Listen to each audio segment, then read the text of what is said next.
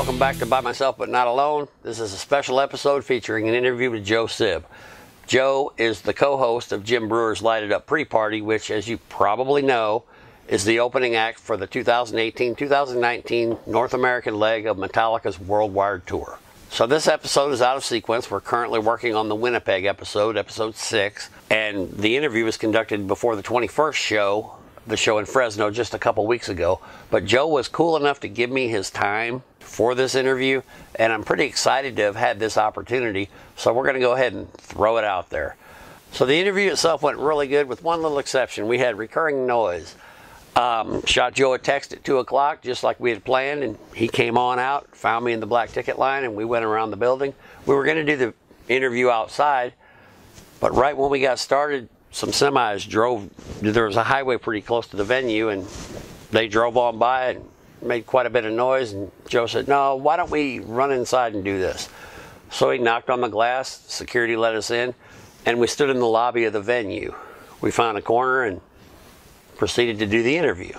So we were moving right along, the interview was going good, then all of a sudden we heard an extremely loud noise.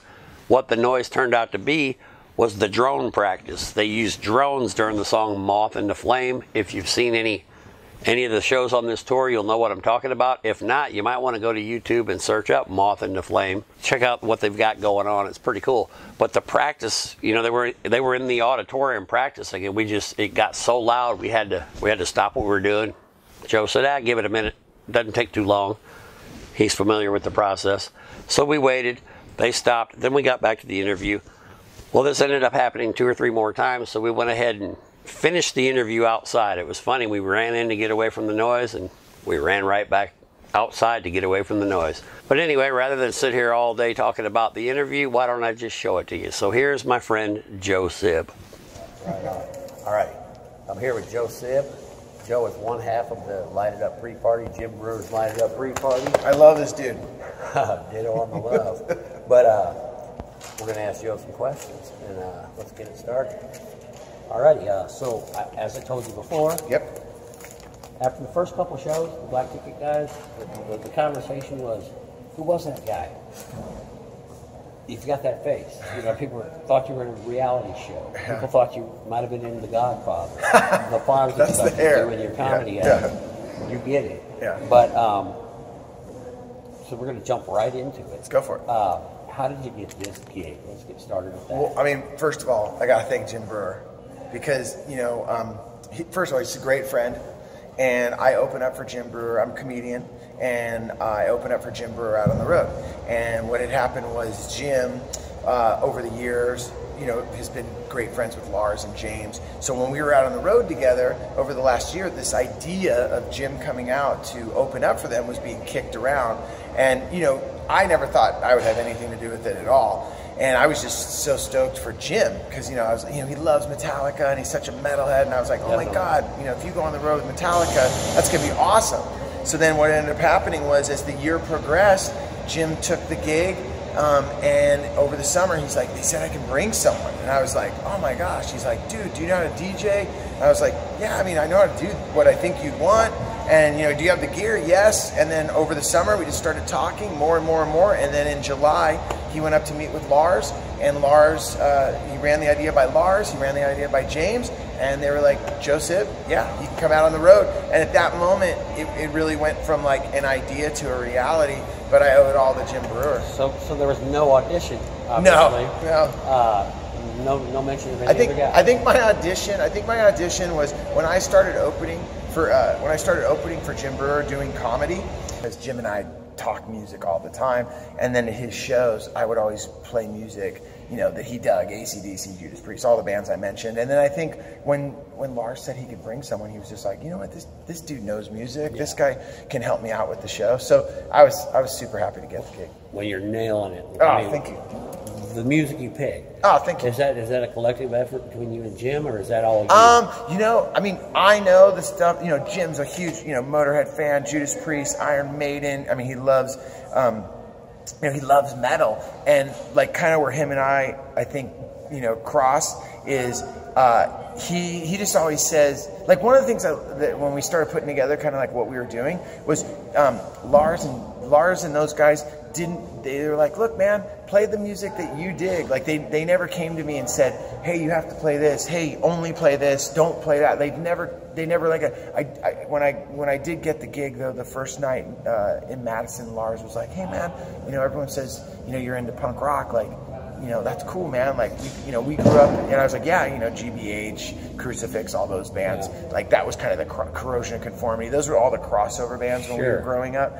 And it was super cool because Lars was like, he just said to me, man, hey, man, play whatever you want, have fun, and let's have a party. Like, he really wants it to be like that. Yeah, be yourself, is yeah, what he told you. Basically. And I think it's worked out well because absolutely. Like, and I see you guys, you and Jim, interacting with the guys. All the time. You can't tell that lie. It's legit. We know that. Yeah. And I mean, you know, when you guys aren't around, you hear what people say. And it's just like, I can't picture a better comedy act. But about that, thank you. If Jim Breuer wasn't the guy, if you were the DJ can you think of another comedian that might be able to pull off what Jim's done? I mean, and I'm not saying this because, like, it's Breuer, like, because I've thought about that. Because the thing I've thought about, Mike, is I was like, wow, I wonder if, because you know how these things happen, like, Jim and I do this, and then all of a sudden, maybe the next time you see the Foo Fighters, or the next time Bon Jovi goes on the road, or the next time Kiss goes on the road, or, you know, who knows? Looking down the line. Yeah, maybe someone goes, hey man, Metallica did this thing. Maybe we could do this at our show. And I was talking to Jim about that, and he said the best thing. The reason that I think Jim's the only guy for this gig, and I totally mean this, Jim loves Metallica, period. Like he's not into Metallica like, oh yeah, I kind of like a few songs. Like every night he's in the crowd, every night he's out there, every night he's with the fans, every night he's excited about the set list. So unless there's another comedian out there that loves the band as much as Jim and has that relationship with the band, I honestly don't think there's anyone else that could go out and do what Jim's doing. And also, Jim's not trying to be funny. He's just telling stories, and he's not sticky, like, hey, and then I take my kids to the airport and this happens. Like, you know, he's talking about, like, when I met Ozzy Osbourne. If there's another comedian out there that has those stories about hanging with Ozzy Osbourne, hanging with Lars, then, you know, that would be cool. But I really do believe and even Jim said to me the other night, you know, because someone asked Jim, hey, do you guys think you'll do this with another band? And we both were like, and Jim answered, he goes, you know what? I know I can't, because I don't love another band as much as I love Metallica. I mean, sure, maybe it might happen, but he loves Metallica. I see that. You know, the only guy I can think of that is a maybe, and I don't even know, maybe Jack Black. Other than that, but I mean, I still think Brewer's got him beat. And Jack, you know, Jack Black, I mean, Jack could get up there and play guitar. He's a great guy. But anyway, I don't want to go over on that, but your work dynamic with Jim. Okay, well, this is what I like to watch things as they're going on. And what I've seen you do more than once is he'll come out, he'll get right in your face, and he'll say something, and you'll say whatever you say. You use your finger, and you talk up to him. Like, I mean, like most people won't, I'm not going to call him your boss, but people aren't going to speak up the way you do. And the end result is he looks up, considers what you said, and then gives it the nod. So that says he respects you. You know, there's a dynamic there. Speak to that. Okay, and you know what? I would say this. Okay, the reason that the shows worked and the reason that you see that is because Jim's not an egotistical maniac. Jim, you know, we have a relationship where, you know, like he said to me, hey man, the reason I have you out here is because I'm going to run an idea by you. I want you to give me my real answer. So if he says, hey man, right now I think we should do this, or hey, right now I think you should play this, and if I go, you know what, dude, like, and I'll always say, like, hey man, like, I'll do that, but I'm thinking, and he'll be like, okay, you know what, I didn't think of that, that's a good point. Or sometimes he'll be like, I really want to try it, and at the end of the night he'll say, you know, I'll say, man, you know what, that was great what you did. Like the other night he did the What's Up, you know, the Metallica What's Up game in the round, and he did it with the fans right down on the thing, and after the show, he said, what did you think about that? I go, I love when you did that, you know. A while ago, when we first started, you know, there were some videos we played, and I told him the truth. I go, I don't think anyone wants to see that. It's too much on the, you know. And he was like, you're right. You know, so like the reason it's worked is because, yeah, I'm definitely out here because of Jim, and I'm definitely out here because he gave me the opportunity. But the thing that I do love is that he's also given me the opportunity to collaborate with him. And I'll be totally honest with you, when I started this, did not expect him. I mean, you know, we're friends, yes. but I didn't expect him to be so open and into hearing any idea. And that doesn't mean that he shoots my ideas down all the time, which is cool. But the thing I love is we have this communication where I'll say something, he'll say something, and then we'll both go, like the karaoke, or I hate that word karaoke, like the sing-along. Yeah. You know, like we came up with that together because we thought it would be funny if we got the crowd, because we both love Johnny Cash. Yeah. And I was like, man, how sick would it be, you know, if we got a crowd, you know, to sing Johnny Cash. And then we started talking, and I was like, wait a minute. And he's like, dude, we're not saying we played Priest. Dude, we're not saying we played Pantera. And then that all came together, us just walking around. I forgot where we were, somewhere in Canada. It was in Winnipeg. That's where we came up with that idea. Gotcha. So once again, it's just two guys, but I mean, you know, Jim could have been the other guy that had a big ego. He doesn't. So no, there seems to be a reason super we're working grateful. together. And yeah, it seems to be more of the Jim and Joe show. It's like he's totally given me that opportunity. You're not just a DJ. And just so you know, I'm so grateful that he's done that. But I also didn't expect that I'd be, you know, I mean, I'm just super stoked that I get to be a part of it that way. That's priceless. Yes, I love it. Priceless. About your comedy. Yes. We went to your show last night. Yeah. I gotta say, my God, I didn't know, dude. I went and did my homework on you before all this, you know. Had you seen me do stand-up before? Well, I went on YouTube. Okay. And I was like, let me find some of, you know, we were looking just for background stuff. And that stuff, I was never once rolling on the floor, but it's all funny. And then last night, that was just like the live thing. Yeah. I mean, I don't know about a DJ, dude. I think you're a comedian. Oh, absolutely. Yeah. I'm not a DJ. Yeah. I'm not a DJ. I mean, I am like here, but yeah, I'm not a DJ. And everybody out there, and the Black Ticket guys, you know, a lot of them showed up. One of the things I always say, like when I got the gig, like I said last night on stage, was like when Jim called me and he goes, yo, Lars says I can bring somebody. He goes, Joe, do you know how to DJ? And I'm like, yeah. He's like, do you have the gear? I'm like, yeah. I didn't DJ and I didn't have the gear, but I was like, I'm going on that tour. Yeah. So it's like I'm way more a comedian. Well, if you remember, the crowd cracked up in that. Yeah, exactly. It worked. Yeah. Everything you said did. Yeah. And so how long have you 10 years this January. You've been actively pursuing. Yeah, 10 years. How long did you before that? Want to pursue comedy? You know what? Okay, so my whole background, you know, I was a singer in a band, Wax. Yes. That was in the 90s. Okay. Then I was in another band through the 2000s called 22 Jacks. Mm-hmm. You know, 22 Jacks was Chris Shiflett from the Foo Fighters, Jose Medelis from the Breeders. At that time, I started Side One Dummy Records, my record label. I'm going to ask you a little bit about that in 95. So my whole background was music, so I've always been a singer. Yes. I was a singer in punk bands. My first band in San Jose, California. So when it had happened, though, my whole life, I've always loved comedy. Like, loved it. I was always intrigued by it. I was always super kind of nerdy about it. Like, I wanted to learn about it. So then, as I continued, once kind of my music, so basically played in bands my whole life. And then right around 40, you know, I wasn't in a band. I'd been just doing Side One Dummy for about 10 years, from like 30 to 40. And then I was just like, one time I was just like, I don't know, I want to try to do something different. And I had just gotten on the radio, doing radio stuff in LA. People were like, you're funny on the air, you should do this, you should do that. I wrote this show called California Calling. It was just stories. But it went really well. And then I really kind of kept doing that. And then the stories turned into someone saying, hey man, you know, have you ever thought about doing stand-up? And I was like, I want to do that. And then in January of, 2018? So 18 now. So it was like 2008, you know, I think it was like that. I was like, you know what, I want to try doing it. And then ever since January of 2008, I think that would be, or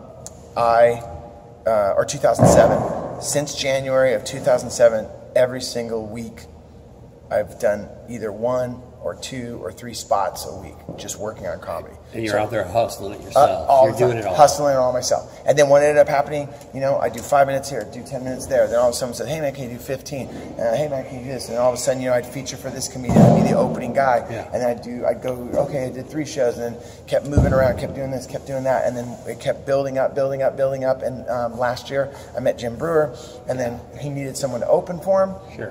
One thing led to another, started opening for Jim. And then that was a huge thing. I was about 8 years into stand-up. And in January of this year, it's beginning in January of 2019, it'll be 10 years. When I started doing my homework, I found out through the co-founder of Side One Dummy. Yeah. And that told me everything I need to know about your musical past. Yep. The Gaslight Anthem, you signed Gaslight Anthem. Signed Gaslight Anthem. Anybody smart enough to sign that act, now I know where this guy's been. Well, I can tell you right now, I can't take 100% credit for that. It's my partner, Bill Armstrong, and Bill Armstrong, my partner at Side One, he actually saw Gaslight Anthem the night before I did. And a funny story, Gaslight Anthem plays, they literally played, I could skateboard from my house to this bar. For some reason, I didn't go, but my partner at Side One was like, I'm going to go, I'll check it out. That next day he comes in, he's like, dude, you got to see Gaslight Anthem. And I was like, man. And he goes, they're playing in San Diego. I was like, you know what? I'm going to grab my board. I went surfing, went to see Gaslight Anthem that night in San Diego. They played in front of like, I don't know. What's up, you guys? They played in front of like maybe 10 people. Yeah. And they blew my mind. And that night, I was supposed to spend the night in San Diego, but I was so hopped up from seeing them. I drove all the way back to LA. That's like a 3-hour drive, or 2-hour drive. Drove back, got home at 5 in the morning, called Bill, and I was like, we got to work with this band. And he was like, well, the good news is, yeah, they're a great band. The bad news is everyone is trying to work with this band. Yeah. And I just, at that moment, I just, you know, to be honest, Brian and I connected, Benny and I connected. The Alexes, you know, both the Alexes. Definitely. We just started becoming friends, and then one thing led to another, and Brian and I just started becoming more and more friends, and then it just made sense for us all to work together. But I don't think any of us ever imagined it was going to blow up like it did, and become such that first record, 59 Sound. None of us expected it just to do what it did and become so important to so many people. Yeah, that's just amazing, and that was just my personal shout out to the guy smart enough to see it. Yeah, so, one of the guys smart enough. Yeah, one of the guys. I'm half of the team. All righty, real quick, we're just about done. Your family. Yes. Got to meet your wife at one of my the shows. Son, I saw your son back there, and I'm going to tie this back into the whole Metallica experience. You know, back to the fact that you're just a fan. Totally. At the end of you guys' set, you know. I saw you and your son go out there. Or the one time it was you and your wife. You just go out there and blend in. Yeah. And, I mean, what else are you going to do? Yeah. But that's another one of those things that you can't fake. And other people see that. And just the reality, you know, you guys are real. And back into the success of this. Yeah, but I'd say this. It's just, I mean, we're just fans of the band. And the thing that has been so great is they gave us this opportunity. Yeah. But at the end of the day, man, it's like it's really from the band and the crew and all the people that work with them. Everyone out here, it really goes from top to bottom, and I really believe that it's what the band has really set the tone for that community and for that family, not family like, hey, mom and pop, but just family, we're all in this together vibe. It's the only word for it. And I think right now with where the world's at, and not to get like all like, you know, like spiritual or whatever, but man, right now, man, it's just like, philosophical. Like for me personally, there's so many crazy things and this and that. And when I'm at a Metallica show, I know all of us are there. A lot of like-minded people, a lot of people from different backgrounds, a lot of people that maybe aren't like-minded, but for that 2 hours that band's on stage, we're all together, and I really love that. And I'm a big family dude. I love the sense of family and being out here on the road, meeting all of you guys, meeting the fans every night. They've been so cool to us. I mean, I never thought when I started doing this that last night in Fresno, all of you would all come see me do stand-up. I never thought of that. I never even thought, I thought like, you know, I'm going to spin some records. Jim and I will do some shows. What it's turned into is, I never thought it was going to turn into this. it's turned into something so much better and bigger, greater. Yeah. On our side of that, same as well. And also, I'm not lying when you guys, because you're there every night, let us know, hey man, the show is getting better, or like even when you guys let us know, like, I love what you guys are doing. That inspired Jim and I to, like, okay, these are the diehard fans. If they're into it, this is great. Like, we're going in the right direction. We hear very little bad. I mean, every now and then you get somebody saying, I'd rather see a band. Yeah, I know. Doesn't really hurt you that bad, does it? You love music. So, but no, for the most part, it's been excellent. Well, and final thing, what's next? Oh man! Like, are you a comedian now? Are you DJ? No. I mean, like I said, I came out here. I came out. Yeah, I've always been jack of all trades. But your biggest pursuit? Comedian, comic. Yeah, right now for me, I had a great career as a singer in a band. Yeah. I've had a great career as a record producer, a great career as a A&R guy, a great career signing bands. Sure. Like, I look back on my life, it feels like a full dream. I can't believe I've worked with all these bands. I'm so grateful for all of that, but where I'm at, like right now in my life, is I really, really want to continue pursuing stand-up comedy and doing that. I really enjoy it, and I kind of want to see where that's taking me, because I'll tell you right now, the last thing I thought my stand-up comedy would take me is out on the road with Metallica. Well said. Why don't you tell the viewers, how can they find out more about you? Hey, so if you want to hit me up, you can always follow me on Instagram, Joe_Sib. You can hit me up on Twitter, Joe Sib. On Facebook, Joe Sib. And hey, if you want to hit me an email, joesib22, the number, @gmail.com. Do you have a standalone site? joesib.com. Okay. Don't know if you already said that, but anyway, Joe Sib, my boy. Dude, my boy. Man. Thank you, Mike, so much. For the time. This guy rules. I love him. Alrighty, so that was my Joe Sib interview. Joe, I just want to say thank you. Thank you for taking the time to do this interview, to let us get to know you a little better. But more importantly, thank you for all your contribution, your dedication, and your hard work all along the tour. This show would not be the same without you. In the interview, you heard me ask Joe if he thought there was any other comedian out there that was fit to do what Metallica set out to do with Jim Breuer. And we kind of agreed that Jim was the perfect selection. Well, I'm gonna extend that and say that Jim couldn't have picked a better person to collaborate with for his Light It Up pre-party. You picked the perfect guy, Jim. Good on you. Now, I've gotten to know Joe really well since the beginning of this tour. We've spoken extensively about music and many other things, and I just feel a need to stress, this guy knows his stuff. He's not just some guy that hasn't been around. He's got a solid track record and history in the world of entertainment. But what I like most about Joe Sib is the passion with which he pursues his personal goals. He's one of the most positive people I've ever been around. It's contagious. If you get any opportunity to spend any time around him, you just feel it.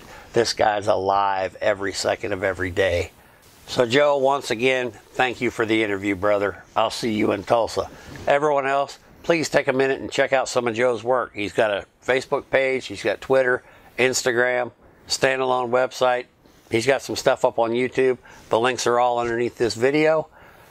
Take a minute and check him out. You might want to keep an eye on his schedule, and if he comes anywhere near you, I promise if you take the time to go see his live show, you will not be disappointed. So thanks for watching. If you like what we have going on here, we'd appreciate it greatly if you consider subscribing to our channel. Next episode, Winnipeg. We'll see you there. Until then, rock on.